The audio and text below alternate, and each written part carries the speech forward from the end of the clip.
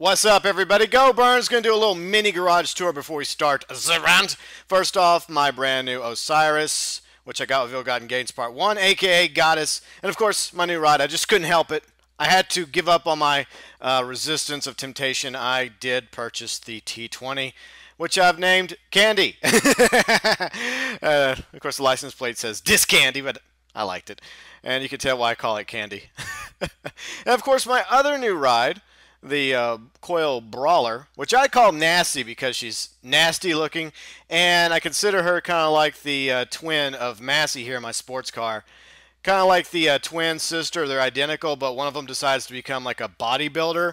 That's nasty. Okay, so anyways, with that out of the way, those are my three newest cars that were not in the previous garage tour. So now we're going to transition from the tour as I continue to show you my cars and move on over to the pulpit, the rant, which is obviously about the garage issue in Grand Theft Auto Online. Now, a lot of us were expecting to get a fourth garage property with the Ill-Gotten Gains Part 2 update.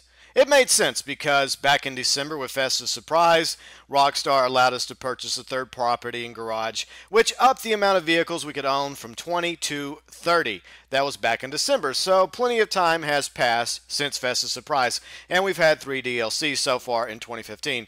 The Heist DLC in March included 8 brand new vehicles you could put in your garage: the Guardian, the Enduro, 2 Karumas, the Electro, the Casco, the Insurgent, and of course the Gang Burrito. Then, last month in June, we got Ill-Gotten Gains Part 1, which had 4 cars you could store in your garage: the Pegassi Osiris, the Sterling GT, the Windsor, and the Virgo. And with Ill-Gotten Gains Part 2, we got 5 garage vehicles: the T20, the Blackfin, the Brawler, the Chino, and the Vindicator, giving us a grand total of 17 brand new garage rides. By the way, this is obviously Janine's Eclipse Towers garage, aka the Muscle Car Garage. Let me know below in the comment section which one of Janine's rides is your fave. Yes, I do like to spoil her. So anyways, what's the issue here when it comes to only having 3 garages and up to 30 rides per player? Now, some people would make the argument that, well, that's a lot of rides already, and can't you just get rid of some of the other rides? Well, I guess you could, because to be honest, I don't drive most of these rides. I am a bit of a collector, as you can tell, with the muscle cars, with the Pegassi cars. But here's another point of view. Players have spent a lot of time either stealing or purchasing these rides, as well as fixing them up at Los Santos Customs. And as we head on over to my third garage, aka the Freak Show Garage, with my new T20 Candy. I like candy. Yes, I do. But I also still love the Osiris and the Centorno, aka Goddess and the Beast. I like to name my vehicles, okay? So shoot me. But going back on topic, yes, dirty cars is a lot of cars to own in Grand Theft Auto Online. And I will admit, as I did a moment ago, a lot of the cars you're seeing in all 3 of my garages, I probably rarely drive. I did at first when I first got the various muscle cars and DLC cars, but there's only a select few vehicles in my collection that I drive on a regular basis, like Massey, like Goddess, the Beast, and of course my new ride here, Candy, and Nasty, my brand new Brawler. As we head on down into my Freak Show Garage. Hey, I actually like a lot of these rides, and some of them are actually collectors, like the gold and chrome Dubstas. I'm not getting rid of those 2 because they used to spawn all the time in Grand Theft Auto Online until they were removed after the Heist update. So I'm keeping them. They're collectors. They're each worth like $20-something thousand at LS Customs, but I'm going to hold on to them.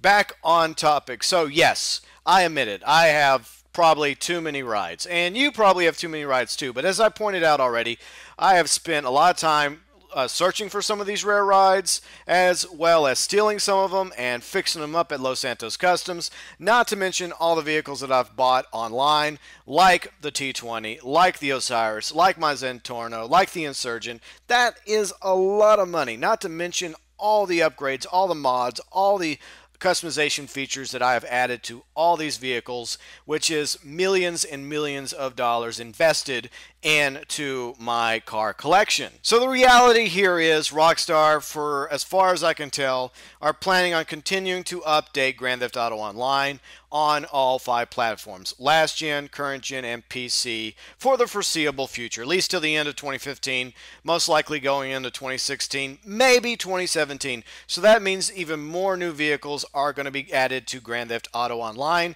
that you and I are going to want to buy. Which means that eventually, sooner rather than later, Rockstar is going to have to up the amount of vehicles that we own from 30 to 40 plus. Now, I have several solutions to this issue that we're going to go over with right now. By the way, if you have a solution that's different, chime in below in the comment section. Option A, which is what I call the short-term solution, is to go ahead and add a 4th property or garage, which means we go from 30 to 40 rides. Now, the obvious issue there is you're going to run into the same problem that we've had since after the High Life update when we got 2 properties, and Festive Surprise when we got up to 3 properties. Eventually, you're going to fill that 4th garage, and people are going to once again be complaining about the need for a 5th garage. So Rockstar will be back at that same issue once again, which is why I call that the quote-unquote short-term solution. Now, option 2 or option B, whatever you want to call it, is something I like to call the long-term solution. It's the ability to double the amount of rides we own from 30 to up to 60. And here's how Rockstar can do it. By giving players the ability to purchase a second-level garage in each high-end apartment, say for $100,000 or $200,000 or $250,000, you can buy a second-level garage,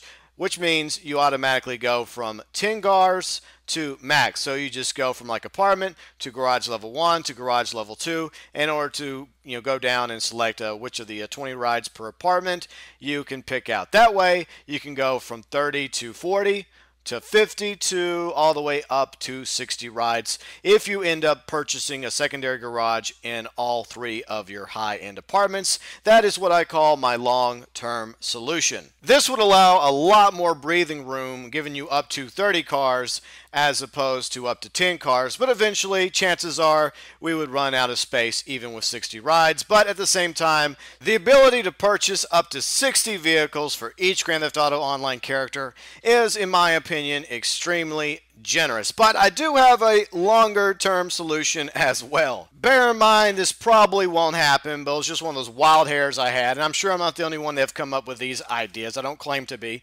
It's turning maybe 1 or 2 of the various parking garages throughout the map into, say, 100 plus purchasable property, where you could put up to, say, 100 rides inside one of these parking garages. I would say at least 2, maybe 3, and put them in different parts of the map, because I know there's several parking garages already you can go up in and having gang fights and jump off of. Maybe you could just take 1 or 2 and like wall them off to where you could only access it from the front where it's gated in or fenced in, or perhaps even another option, underground parking garages. Just make it to where you go to a certain spot, you go underground, because there's several garage entries across the map downtown Los Santos. And you go downstairs, and instead of a 10-car garage, there is an underground like super garage, which allows you to own between, say, 50 or 100 rides. That is, as I mentioned, the longer term solution, which is probably not exactly feasible or realistic, but it would be still kind of cool if you had that ability to own, say, a super garage to store 50 or up to 100 cars, rides, and whips in. It's just a crazy idea, but the bottom line is we need more garage space, whether it's a 4th property or doubling up on the garage levels for each high-end apartment or something else entirely. We need more garage space because most of us have already ran out. And since it's very likely that Ill-Gotten Gains Part 2 is not going to be the very last DLC that we get in Grand Theft Auto Online, that means we're going to get new content and new vehicles that we will be able to purchase, but we won't be able to do so if we don't have any space in any of our garages. So we definitely need more room, Rockstar. It's a win-win for the gamers to give us more garage space, 10 or up to 60 or more, depending on what you're in the mood for. Everyone wins, Rockstar, when you give us more garage space. That means we can buy more of the DLC vehicles that come out down the road, and potentially that means more shark card money in your pockets.